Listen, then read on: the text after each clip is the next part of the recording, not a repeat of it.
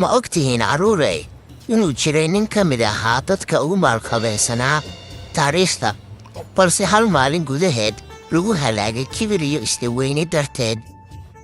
Qisadeennu maanta waa qisada Qaaruun, nin maal adduun dhan la siiyey balse qalbigiisu marnaa.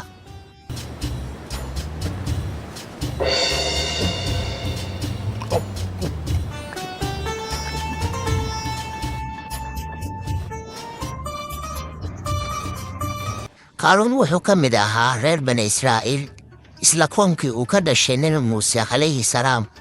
Wuxuu ahaa nin cilmiga Tawraadda yaqaanay, aqoon iyo sharaf leh, laakiin marka maal adduun la siiyo qof qalbigiisu liito, imtixaan adag ayuu noqdaa. Anu gudagalno qisadeenna carruurey.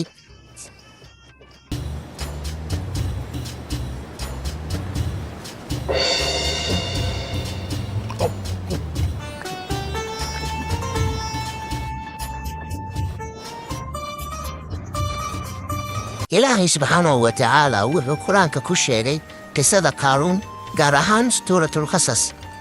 Qaaruun wuxuu noqday nin aad u maal badan. Furayaasha khasnadiisa ayaa la sheegay inay qaadi jireen koox rag ah. Bal ka waran inta khasnadiisu ay la eg tahay haddii furayaashii keliya ay sidaas u tuslaayeen. Laakiin halkii uu Ilaahay u mahadcelin lahaa, Qaaruun wuxuu bilaabay kibir. Dadkii wanaagga jeclaa waxay ku yidhaahdeen, ha ku faanin maalka, Ilaahay ma jecla kuwa isla weyn. Waxay kula talin jireen inuu sadaqo bixiyo, inuu xasuusto aakhiro, iyo inuu maalkiisa u adeegsado wanaagga. Laakiin jawaabtiisu waxay ahayd mid kibir badan.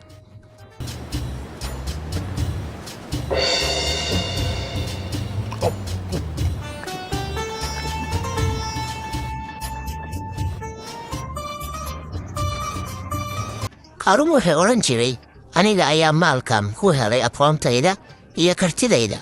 Subxaan Allah, wuxuu hilmaamay in Ilaahay yahay kan bixiya risqiga iyo maalkaba.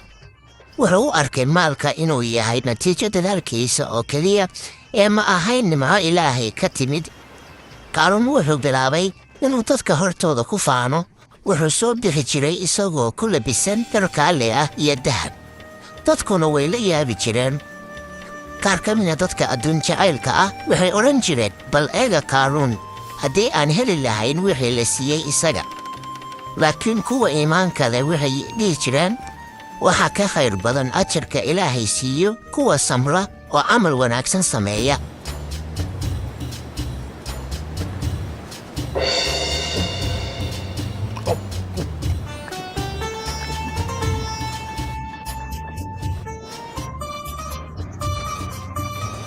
Nabi Muuse calayhi salaam wuxuu ahaa nabigii xilligii Qaaruun noolaa. Wuxuu ku waanin jiray inuu kibirka ka laabto, laakiin Qaaruun ma dhagaysan jirin. Waxaa la sheegay in xataa uu isku dayay inuu Nabi Muuse calayhi salaam uu u maleego qorshe been abuur ah oo ceebayn ah si ay dadku uga jeestaan.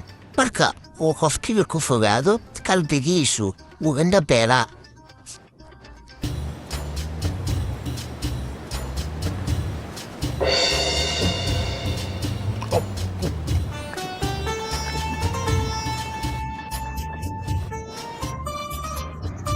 Maalin maalmaha ka mid ah, Qaaruun wuxuu soo baxay isagoo ku jira isla cajab iyo kibir, laakiin Ilaahay markuu arko kibir xad-dhaaf ah, cadaaladiisu way timaadaa. Dhulka baa amarkii Ilaahay ku furmay. Qaaruun iyo qasnadihiisii dhammaantood dhulkii baa laqay.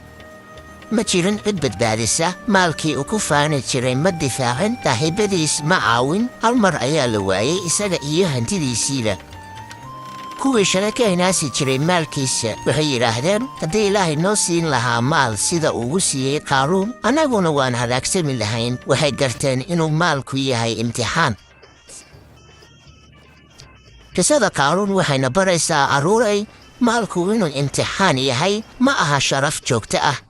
Kibirku waa jidka halaaga. Qof kasta oo yidhaahda aniga ayaa sameeyey isagoo Ilaahay ka reebaya, halis buu ku jiraa.